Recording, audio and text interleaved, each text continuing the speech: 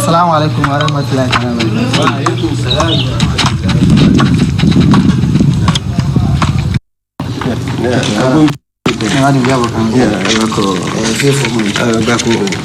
Free last week, and finish it. I know, Craig.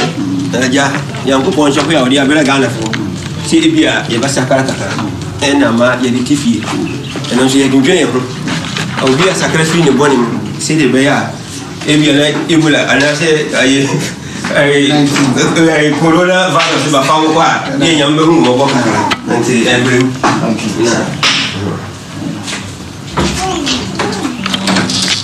Assalamu alaikum wa rahmatullahi ta'ala wa barakatuh.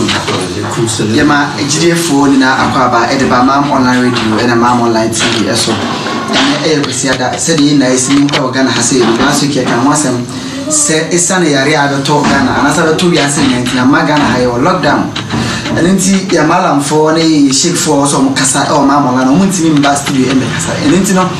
ya faatu ye mo say ya kasa ye host ne beba omufie o manase na nemsam na ewo mu so mo de tubia no om de tuaniti na ya ba be pim e o malam Zakaria Tampuri fi e wa chama boko last week ye call den chemo so ne ye boko e o malam Zakaria Tampuri fi e wa inshallah fi sabi ye ko de ne malam Zakaria Tampuri di insa waso afa bi twese jumadi ho inshallah. Assalamu alaikum wa rahmatullahi ta'ala wa barakatuh. Ye mamun na wa kwa biem esade ba mam online radio and mam online TV eso said we did can see kai no ha ayachma ko malam Zakaria Tampuri aso ye and ya babedu kwesiada bia asenka yo studio and kai bi o twese mujumedi and the brem and so say kwesiada lockdown no aba enunti yentimi nkusiri eno so ensi ye ho kwan say yamsam no ebejae ne ka eni ze bipim malam Zakaria fi e wa ha yene no e ba bedin sa woso na bi o twese mujumedi no e dia free atwamoko e dia malam. Assalamu alaikum. Wa alaikum salam wa rahmatullahi. Mo jide se bia e boko de yamina do ma e do tu fo di na me brand continue yan sha se to tan dia tifo no ai ka do ehwe ba cho so hwe ya Facebook na search for mam online, ko YouTube search for mam online, ko Twitter mam online, bi o fe bia all the social media handles on na mam online ko wa we ti see ya me no ke se di Facebook ko wa like page no na for the video we no share wo comment bi wo question bi fatu video na say e be kenkan e dia ma na malam so e question a malam wa hanu yi ano e dia ma inshallah say contribution bi e ya atene bi asemi na malam kan na say uhunu say mfunsu na wo pese wotene ya inshallah the two video na say a e be fa na ya kan na so say e wase gina so ne retene tene wa e be tene say wonti mi so na pese of friend na ba jumere na say pese of friend na wo de contribution ba number bet me friend 0246 751175 0246 751175 direct call say dia oni kana hana say opesa we WhatsApp so or the fa inshallah insabeka na bia e we say no we bia no inshallah malam except for na ka mo chen na last week say tiefo ni ye hu ye be kaya ye abrogation ayo Quran any Christopher binomejidie ni say apamfofo no awotwa apamdada no na ye bromo so afan say philosophy be dey ye nhyɛ dan nya obi a wabe bisa question bia na comment bia fa program na ye na ntin na be koye nim say koye nim na say question bi si echi a e be sa akọ ne ba fa inshallah. I think say share be mfi be 9 yesterday mam online ye malam fo be brain no me adwuma ofie mam online fi ho na ye hye ye mo ani me hwe obi a na mo hwe obi a gidie ni na de but o de no I kita no I extraordinary something special gidie na ikita wo Islam no vem a o kasa o de kasa akuduro na o de kasa no etiefo no bibiri na hwema so me ameka ho bi chichinya so e pese ehunu wonjina so wana say je ne hye okutupa ai ma wotimi enya akuduro e kasa sa je sabe die etiefo na ekado question bi se wi die mo hwe say wotimi yi anu kama dia ma inshallah. أعوذ بالله من الشيطان الرجيم بسم الله الرحمن الرحيم الحمد لله رب العالمين الحمد لله رب العالمين yɛda ɔtumfoɔ nyankopɔn ase sɛ ɛyɛ nam tomra kwa na sɛ yɛda so te ase na nipa pie ne yɛpie bie na nnɛ nso yɛatena ase sɛ na nyɛ biribia ne yɛba abɛyɛ wo se adeɛ bi a kyerɛ w'adwene yɛmbie twerɛsɛm no yɛ Quran ne Bible ɛna yɛ na korogyen yɛngye sika wɔ ha mam online so no yɛso yɛ kasa so a yɛ free nti yɛnhwɛ nipa nim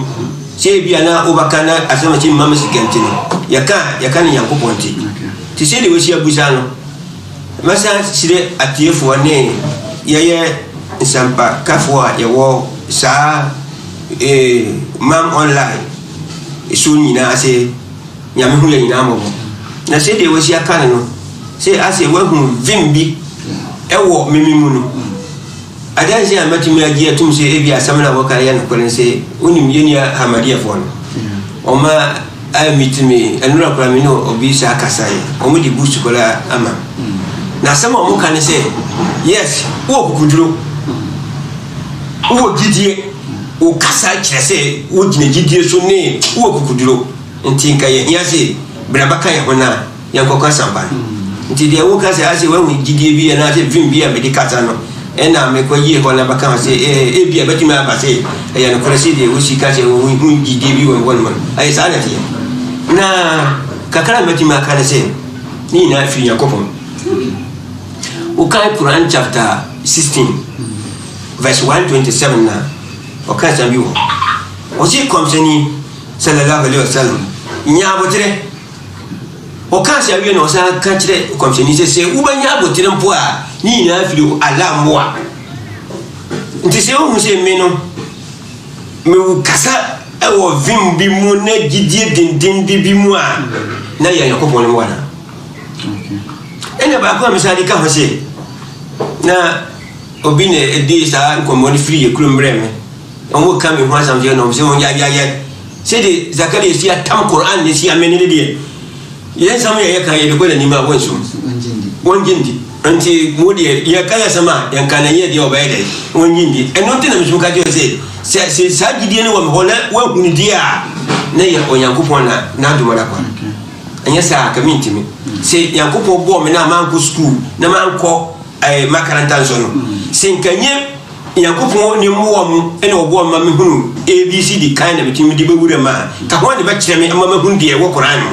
no nti Nyankopɔn boa me a mehunu saa deɛ ne ma gyidie ne yɛ dendende saa no nti sɛ wobusa a ɛyɛ nokorɛ gyidie deɛ mekasa gyidie mu bidi minim baabi a bidi me na asie wokae suratul Zagia na saa Zagia ne nkyerɛ aseɛ kyerɛ sɛ Nyankopɔn ne ɛsɛ kɔmsɛni nkoran sɛ nsɛm no a waka kyerɛ sɛ wɔnka na mmom ɛkɔba sɛ Nyankopɔn mmoa ne baa ɔno ɔhu sɛ agyidiefoɔ no nipa ɛwura ɛsom no akuokuo sɛ wohwɛ a Islam so makyɛ sɛ nipa ɛwuram aborɔfo ɛwuram sɛ ɛduru Maka ɛkɔm no na yɛhwɛ a wote hɔ no wohwɛ no sɛ woyɛ Islam a ne wani agye kɛkɛ saa vim no nam soma hu sɛ saa Nyankopɔn no wodi n'akyi a ayɛdeɛ a nimguasɛ nyɛ dɛ ɛntoo ɛna woka no asɛm so a nam sɛ n'asɛm no yɛ no korɔ no a wɔka no a ɛba mu no nti no me so meka menim sɛ deɛ meka no bɛyɛ dɛ ɛbɛba mu sɛ sɛ kɔmadafo baako frɛ me ɛfiri hwidie mu ɔsɛ mene no nkɔmmɔ deɛ first meka asɛm kyerɛ no a ɔsɛ sɛ motie di wakyi ane ɔka kyerɛ me sɛ saa na gyidie no a ne wɔni nti na wɔyusu motie ama mene na mmom Nyankopɔn di m'akyi nti meka asɛm a ɛtaa yɛ dɛ ɛtaa yɛ hɔ nti mo na wo kan na ɛyɛ hɔ no na wo gyidie ne yɛ dɛ ɛnyini kɔ so no sɛ obi wɔ hɔ te bosom ho na obi di ne program ba me na yɛ me ya na watwe na wɔyɛ na duro ne ɛkɔ na obi di ne kɔmpo aba na wɔyɛ ne ɛkɔ mo sɛ saa gyidie no a wɔyɛ na ɛkɔ no na mo na ne gyidie ne yɛ dɛ ɛbɛka ho nti sɛ wobusa yɛ a yes me kora ma hu sɛ gyidie no deɛ megyina mu a mepɛ sɛ menyɛ bi yɛ dɛ ɛka ho nanso so ne nyinaa so yɛ Nyame mboa na ne ma saa gyidie no gyina fintin no. Okay, therefore, we the question is Amala no will be amaye. Ono akasa dia to say die ye ne mu na ye hunu se okitagidie bi buruso no wadia to say ya bana mala za gidie a ye kan wasani nyina so Bible ne Quran no e say bi you dey na to di bi o chire say ya Quran nyina so Quran no na say Quran the Bible na mu hefa ena ujidi ne kitana e so nkura wo ana kura so mo say twen sam na da ho no obi atimi kan na sai for na your platform bi so a ene sofo bi eye kasa kire na o kasa say bible die obia sidi o pebia o banya no jimi kola o banya no miansa kola o banya no sa na o kan na mi mo gidi say sidi o sikan ka mia ka wan kan yi mi ngindi say jimi wo ne mo mi samla wo mu no ena se o kan se wan ti ase a e wa fa say ye jimi mu ne free ye na Genesis bepim John ni na ye yam yasam unti min ka se jimi wo na sa free as kopim Corinthians ni ho na nkitikite wo mu de enye ho no wa na meka ni fa ni na mbom je ye Bible ni mum Matthew kopim John free Malaki kopim Genesis ni na de sabe me hu ni jimi sambia ayede wo mu nti wo busa ya na sa na tie nti se dia samne sitie no ho dia me pese me kire wo ma wo hu ni se sabe Yakobon bo am kakra me nam bono mono me free yekurumba sabe me yire kura ne bo am ma mi ya kasika e bai ti yetika no nam ka che ne se ya me bo am ba makoko ya ba yima na ma pesika man ne wadipia ena osire ya no se na wo go school na ya no go ya ba yima na mka che se o se yeduru na ya me ba che nti me ka se otumfo Yakobon anu yam se me wo hani mu no me ye wo sima wo abanjuma nti ya kaya abanjuma ye vo a me ka ho sa su na se ya ba ye fu ye kakra ye me ye te me ye koko fu kakra ena o ka che me se dia manfo sika no me se abodi ni o mintimi ye enso so ene se nka ye timi koko no mu ena ka ye sa program ni ye twa koko na ba ko bi obi banye gidie fufura kan gidie ho koko no asua abua ama wo koduru ho a metumi ego fie no obi afra me se yesi wo fu ni ye pese e ba ba ye mu adwuma o ma mo ye pronation no e ba ye ne kwa ne fenti adenti ne gidie nkoso enti sa bible na ma hunu no de ma mi gidie wo Quran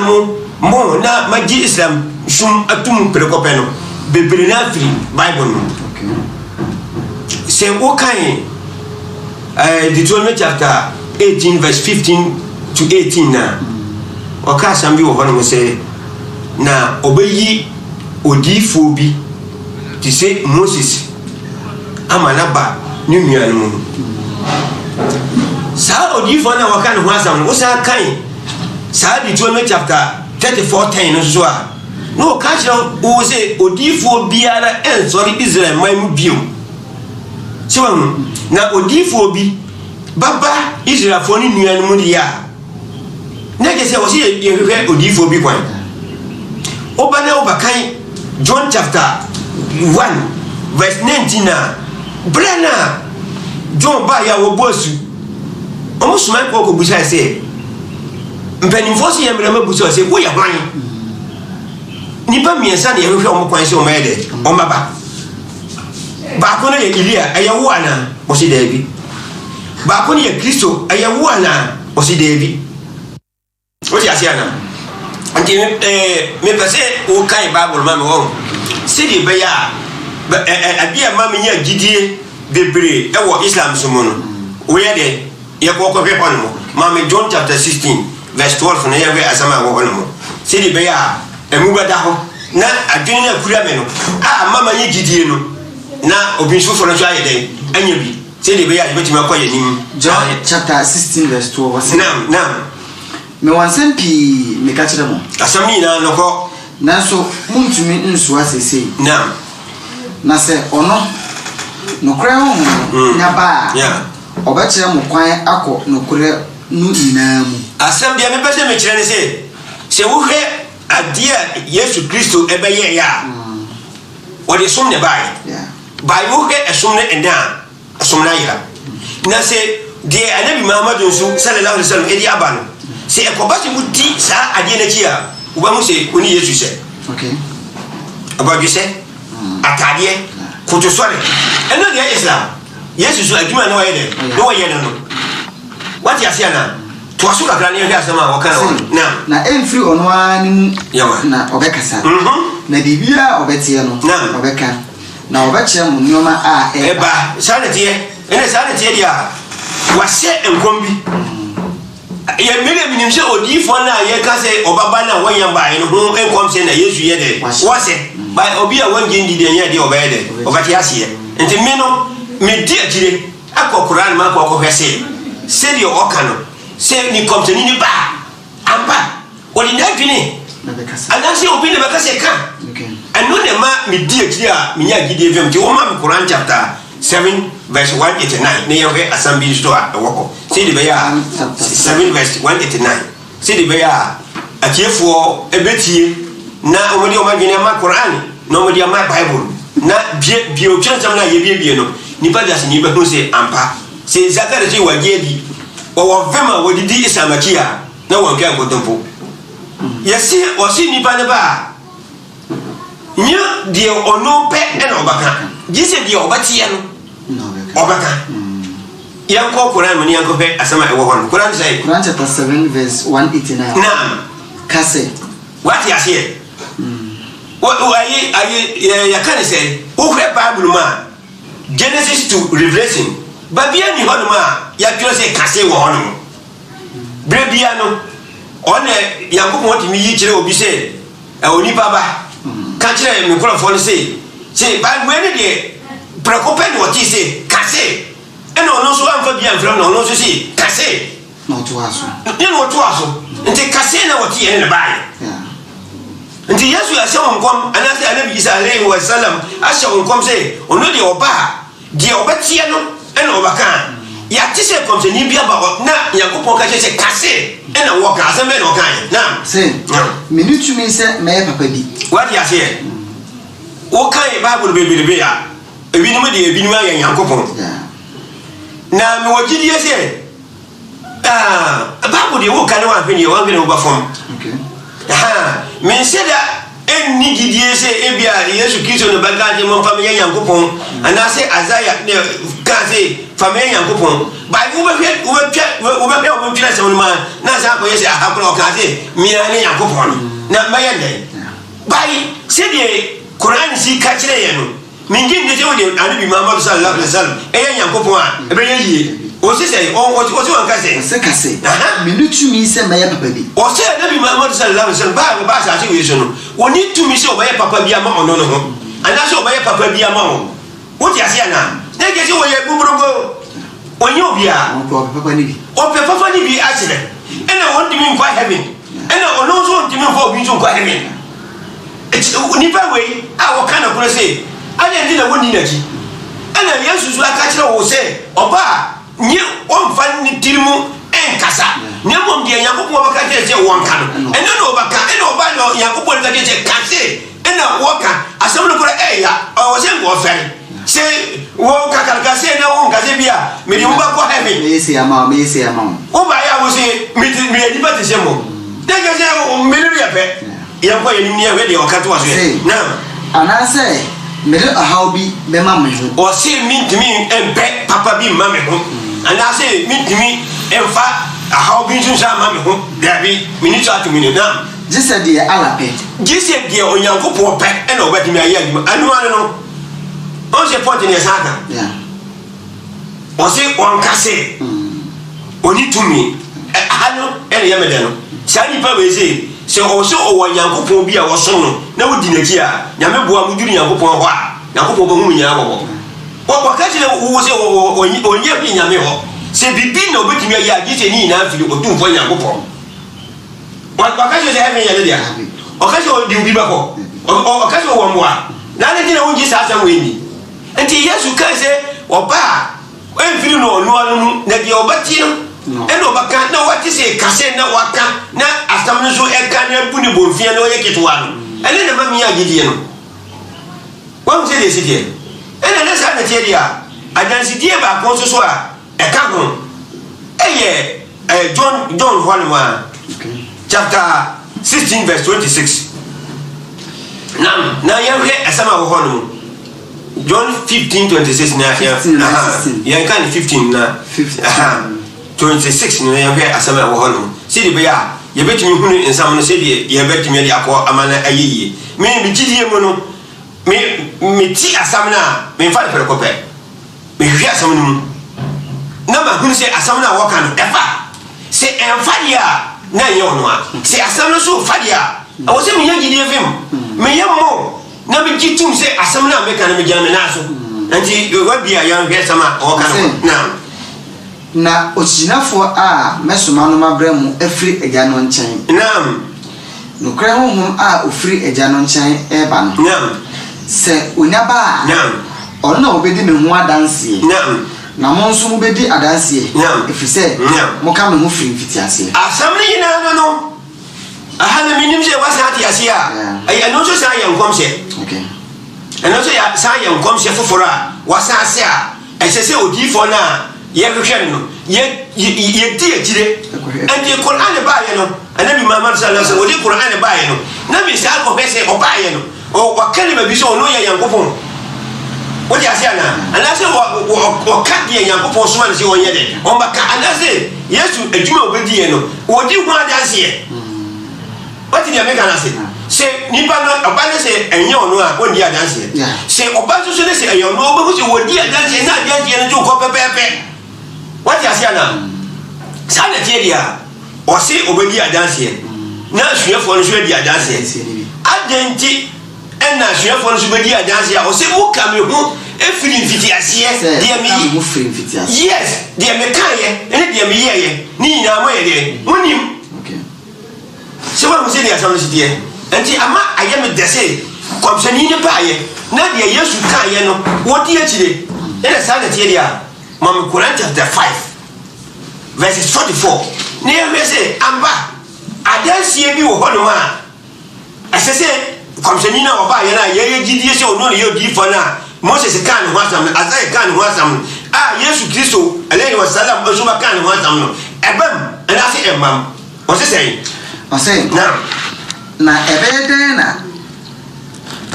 wɔbɛyɛ wɔn temufoɔ asɛm no nyinaa no ne twi mu no deɛ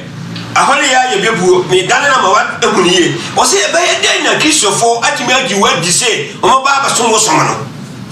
wate aseɛ ɔse ɛbɛyɛ dɛn na saa nkurɔfoɔ no anaasɛ ewiasefoɔ no atumi agye atum sɛ ɔmɔba abɛdi wo Anabi Muhammad sallallahu alaihi wasallam wo som no akyi wɔ abrɛ a wɔwɔ Torah wɔ abrɛ a wɔwɔ Moses nwoma no Isaiah nwoma no Habakuk nwoma no a ɛkasa tie bɔne no saa nwoma no da ɔmo nkyɛn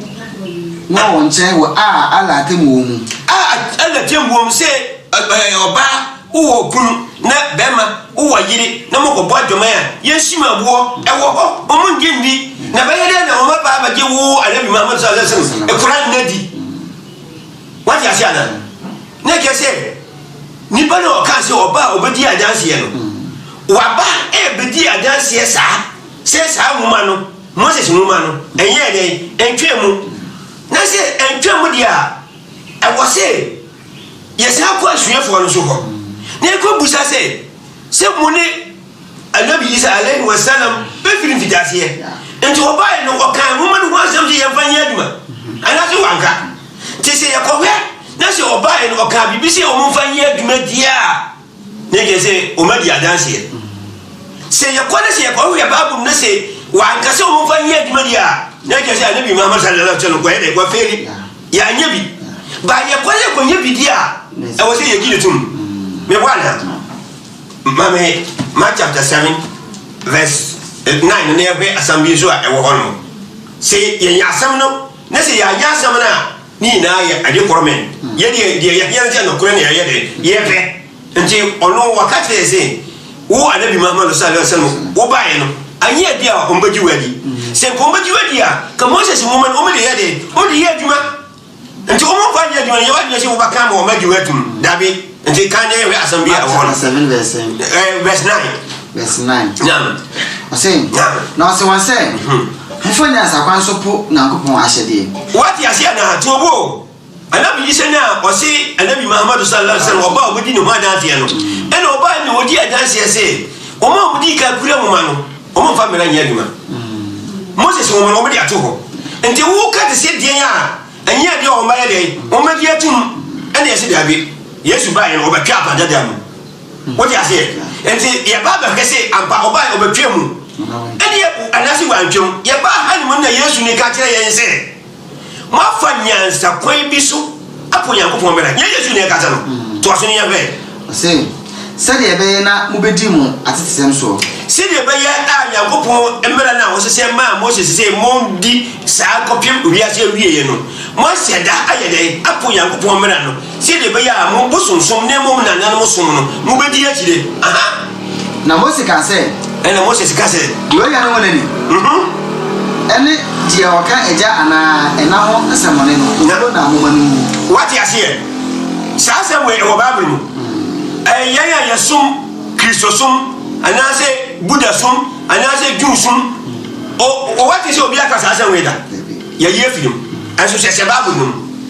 yesu ne ɛka no yesu ne ɛka sɛ saa na moses ka yɛ saa na nyankopɔn yɛ dɛn ɔka kyerɛ moses yɛ mo sɛ ɛyɛ adwuma na ɔn sɛ nyankopɔn busa a anabi muhammad sɛ bɛyɛ dɛn ɛna ɔma tumi agye watum aberɛ tora ne yɛ dɛn ɛwɔ ɔmo nkyɛn ɛwɔ mo jene wene ɛwɔ ne yɛ adwuma dum school da kwa makanta da na ma hu ne kankan na ka we nyina ka bɛ de ka bɛ bi tumi sa na tie dia siasa ko Quran mu hey wani babu wa mini hanki na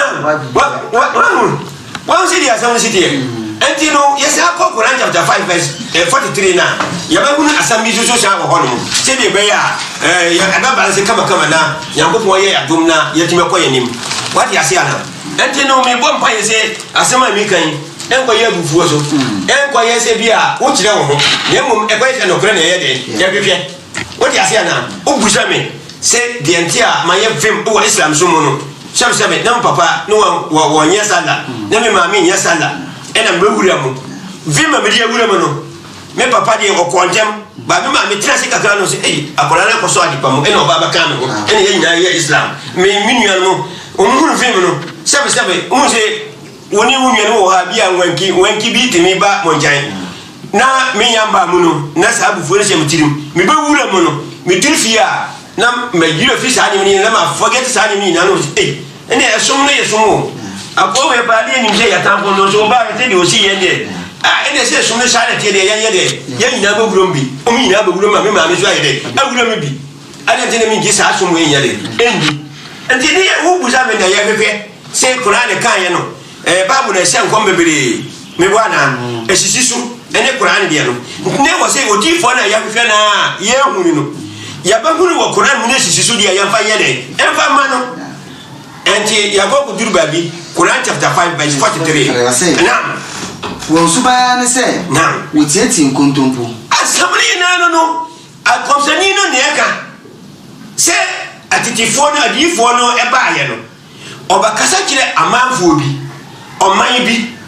ekuo bi na okasa kire oma omuni hwiye se omutietie nkontompo enkire kire eno na anabi Isa alayhi wasallam ka kire wo se mafa nyansa ko bi so apo nyankopon mera embam was the kai woni bi biam namje nam won subaya ne se nam wo tieti nkontompo asemri na no ena babu no so aka kire se mafa nyansa ko bi so apo nyankopon mera akọ fa nkontompo ye de esom wodi achiwade enso wo se so ti achiwade ade nyankopon se mo tiri no omudi Allahu akbar wodi asiana enti se anabi Muhammad sallallahu alaihi wasallam wa baba kan se dia yesa ko ba bulu ni ko busa se ampa enkrofo bi wo hanu nyankopon ma o machi dia akiwa dia bi se o mundi so o mundi so ana se yako na se ya nguri dia anabi Muhammad sallallahu alaihi wasallam o ye ko tomponi na se yako na se yako nguri dia na ke se anabi Muhammad sallallahu alaihi wasallam o ye no kwafo ye amina eze obi adi na gina odi ne ko ajana ye fa ko bible mu se de be ya mama Isaiah chapter 65 verse 4 ne we asama wo hono se wuti asama na Quran ne pese o tire se asumna ye se ayira ne no ayira yeah apanda da ye se atwem e da so wo ho na omumom ne suban bi kura ho Sasumana kuro omo ne se omo atunyankopon mera na atwene edi nkontompo achi achiwadi a yase mo omo di no omo yele omo di sale tiene yango ko wese yankopon ka achiwadi ho asem go Bible mana Isaiah chapter 65 verse 4 say nam watratna damenam nam deda nkokuam anadwo nam wodi prekunam assembly na no nam na achiwade nkwan wo nkwansen fana ko pie komseni kono na wa ba na wo ka ho asem no hwese ampase obase omudi achiwade ana se omudi achiwade what you say komseni we wodi ne komseni enyeyi wo ye komseni ayele na azaya kan asem na ebeto ono na asem so onye komseni adentina anabi isa alayhi wasallam e kan asem na ebeto na asem ayede no se enkom na ebewie ne so nti wo busa me se vim na me wo Islam so no esoma wo hunu bibi se me kasa so me kasa wo gidi mu a na ye wo ya minim se bia wo asam foforo busa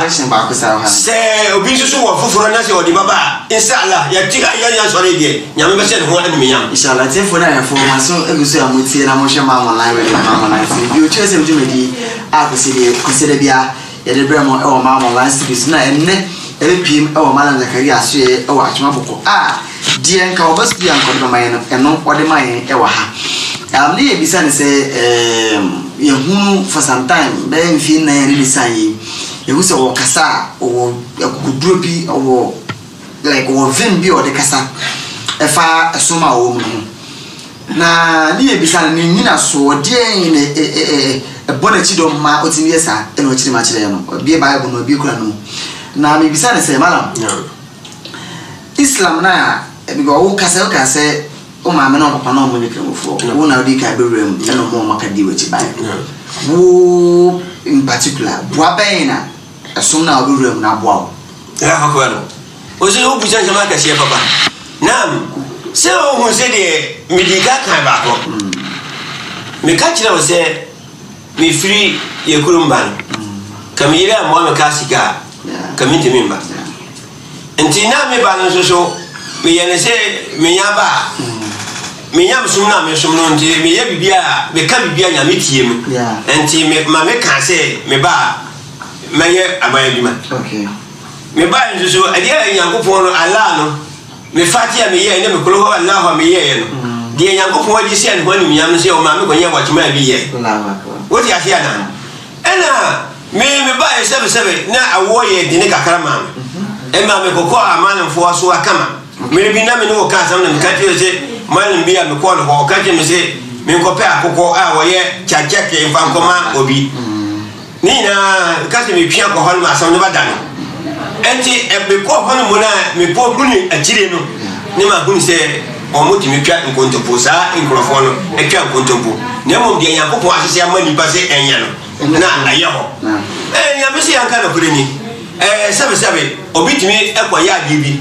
na bra bo aye basa o ti ase na me ka se me bo bibi din kakara se me ba no kuya me ko ye kakara sebe ukoduru me koko fomu a se me ene me se me trase na obi nko ye ho adwuma na Nyankopon bo a onya kakara wan fa mere me dibia nyambo a betimi agia kwapem se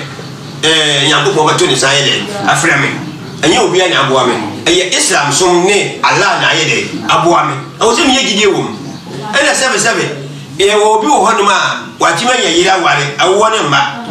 nyame ya adum mo nyina mo ye me mba nzu so no ba bia sese o mo koba o ma kwa ba enti Islam som anye bibia mame a na me ye boni ye enti no de Islam ayi amame e buru ma gwen ne me ti ase so ena me ba ye no ena ma nkwa Islam a nka me nya Quran nkan ka me nya Bible nkan ena me ba Islam ne ka teme se wo pe no kurenti no ma se de bie wani se de Nyankopon ka kire Anabi Muhammad sallallahu alaihi wasallam kenkan no ti me nyima kan no ti bo wura di din na kenkan ena o kankan ye no enti me ba ye Nyankopon ka te me kenkan no me bo Nyankopon di e kenkan ye ampa enti asema me no ti ha ya ka sesi ya no Arabic ni emba what you say na ba ye kan ni twini we ne so bi ko fa na Arabic ni obi a ade ne wo ho na why na ya say ye wo bi ho na nyame emfa me boni chame atiefo njo fa me boni chame me nkasa enkofom endidi obi atem na wo bi ho wa ko school na aboroso na so sa bible onim de wo mu wo ja sia na wa ko school na aboroso onim de wo Quran mu me so man ko bi ena me ka so bie ha no nyame na ya no bie me ka se bie ha wo bie na ni ho na ade nti na me yi yame aye se nya yankofo a na duma odi adum ya ka kwan be so ne ba fa so mama ti me ka ta atam yi me ti hono moni me anki ya na me de papa manim me kuta pipa bia ina mka jo se bia no kwa ne wo ho ba mo no kwa ne wo ho Quran mo kwa ne wo ho na yenya ko na ye de ya mame ya ho na ya mame ti Islam sum de enima me ba Islam sum anya ko ya mame no me ti mi so a wo so wani tia nti wo busa ya na sa ne tie. Okay, mala why just the question now me bisa the next question. What about Omwa? You say what can what you say would do say unyamba mu no ibere mu say nsisa e bebre nka wan roma nke ubenu pa anakore what about Omwa omwo so room say osi room no omunya de woso ne ni bi no omo so no amo de say obo ho no so room sa o gidie pa o gidie osu mu we bi aka ma na nso so nema awonya no onya bi nema open onyaye so nema open onyaye wa mu sidi esitie Nyankopon ekane Quran mu baby Quran chapter let me say 43 41 hono ene waka bibi se ebinimu wo ho a mo ye pepe na ansana ombanya aljanna mo awura no nam so wo mu ye ahantan ahomaso wo mu tie nyame asam ansana ombanya aljanna mo awura no ne fato te se yoma eba ba awura panye bom wo mu se de sitie ni ba so ansana obaya ahantan no na sabe odino ho